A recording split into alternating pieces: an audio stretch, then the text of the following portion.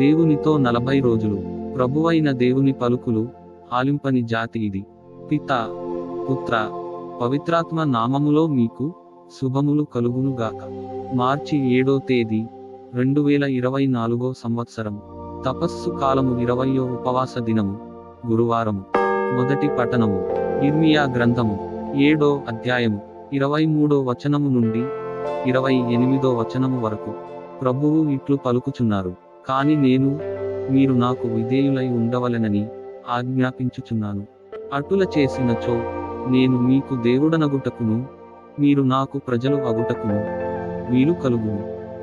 నేను ఆజ్ఞాపించిన విధమున జీవించినచో మీకు క్షేమము కలుగును అని చెప్పితిని.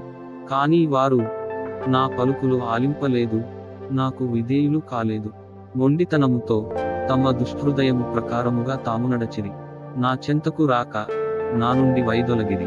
మీ పితరులు ఐగుప్తు నుండి వచ్చినప్పటి నుండి నేటి వరకును అనుదినము పెందలకడనే లేచి నేను నా దాసులైన ప్రవక్తలను మీ చెంతకు పంపుచునేయుంటిని. కాని నా పలుకులు ఎవరునూ ఆలింపలేదు. మీరు మొండివారై మీ పితరుల కంటెను దుష్టులుగా తయారైతిరి. ఇర్మీయా, నీవు ఈ పలుకులన్నింటినీ ప్రజలతో చెప్పవచ్చును, కాని వారు నీ మాట వినరు.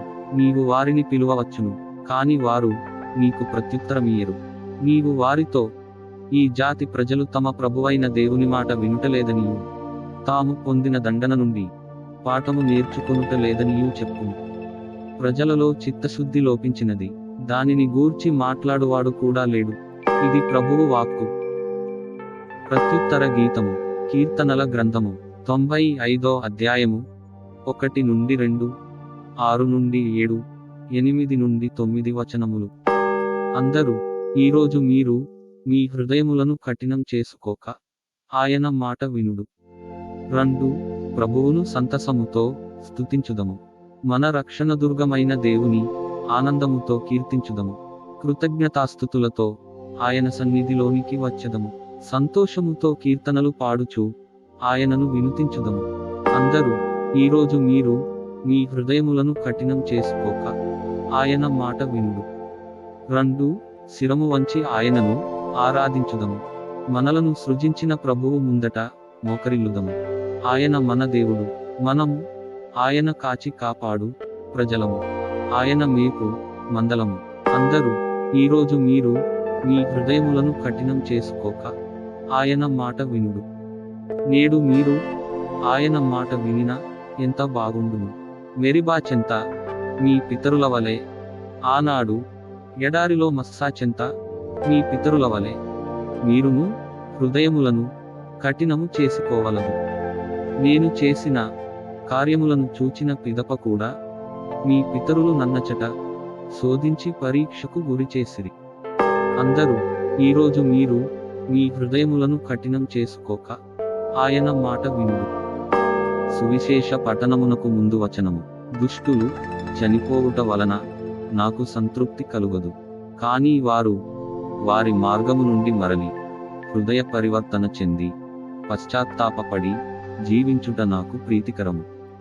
సువిశేష పఠనము. నా పక్షమున ఉండనివాడు నాకు వ్యతిరేకుడు. అపోస్తలుడైన పునీత లూకాగారు వ్రాసిన పవిత్ర సువిశేషములోని భాగము. ప్రభువా, మీకు మహిమ కలుగును గాక. 11వ అధ్యాయము 14వ వచనము నుండి 23వ వచనము వరకు. ఆయన ఒక మూగ దెయ్యమును పారద్రోలుచుండెను. దయ్యము పారిపోగానే మూగవాడు మాటలాడుటను చూచి ప్రజలు ఆశ్చర్యపడిరి. కొందరు, ఇతడు దయ్యములకు అధిపతియగు బెల్జబూలు వలననే దెయ్యములను వెడలగొట్టుచున్నాడు అనిరి. మరి కొందరు, ఆయనను పరీక్షింపగోరి పరలోకము నుండి ఒక గురుతును చూపుము అనిరి.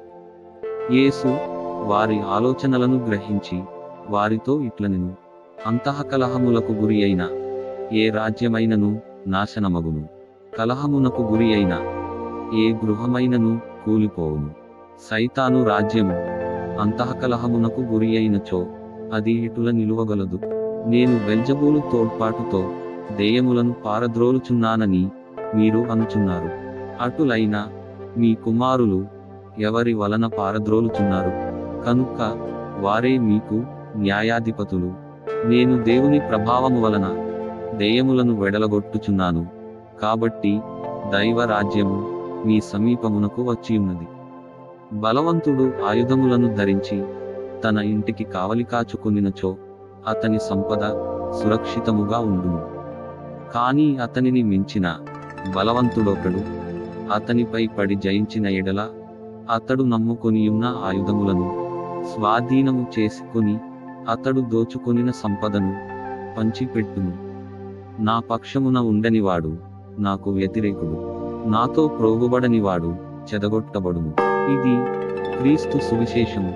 క్రీస్తువా, మీకు స్తుతి కలుగునుగాక. సువిశేష పఠనము ద్వారా మన పాపములు క్షమింపబడునుగాక. ఆమేన్. ప్రార్థించుదము. ప్రభు, మీ నిబంధనలను అనుసరించులాగున మమ్ము బలపరచండి. మా పాపములను మన్నించండి. మీ అమితమైన ప్రేమతో తరతరముల వరకు మా బిడ్డలను దీవించండి. ఈరోజు పుట్టినరోజు జరుపుకుంటున్న ఈ బిడ్డలని ఆశీర్వదించి వీరిపై మీ ప్రేమ వరాలను కురిపించండి తండ్రి. ఈరోజు పెళ్లి రోజు జరుపుకుంటున్న సహోదరీ సహోదరులను వారి వైవాహిక జీవితం నూరంతలుగా ఫలించి అభివృద్ధి చెంది నీ విశ్వాసంలో జీవించులాగున దీవించండి ప్రభు. పరీక్షలు వ్రాస్తున్న మా బిడ్డలకి మంచి తెలివిని, జ్ఞాపకశక్తిని దయచేసి ఉత్తమ ఫలితాలు పొందుటకు సహాయము చేయండి ప్రభు. సదాకాలము జీవించుచు పరిపాలించెడు వారా. ఆమేన్. ప్రియ సహోదరి సహోదరులారా, ఈ అనుదిన దైవ వాక్కు ద్వారా అభిషేకించబడి మననాథుడైన క్రీస్తులో జీవించు యోగ్యతను పునరుద్ధరించుకొనుడు. వీడియో క్రింద సబ్స్క్రైబ్ బటన్ ఉంటుంది, నొక్కి సబ్స్క్రైబ్ చేయండి. కుదిరితే మీ ప్రియ మిత్రులకు షేర్ చేయండి. మీరు లైక్ చేయడం వల్ల ఇంకా ఎక్కువ మందికి ఈ వాక్యము వెళ్తుంది. ప్రభువైన క్రీస్తుని ప్రేమ మీకు, మీ బిడ్డలకు తోడై ఉండునుగాక. పితా, పుత్ర, పవిత్రాత్మ నామమున. ఆమేన్.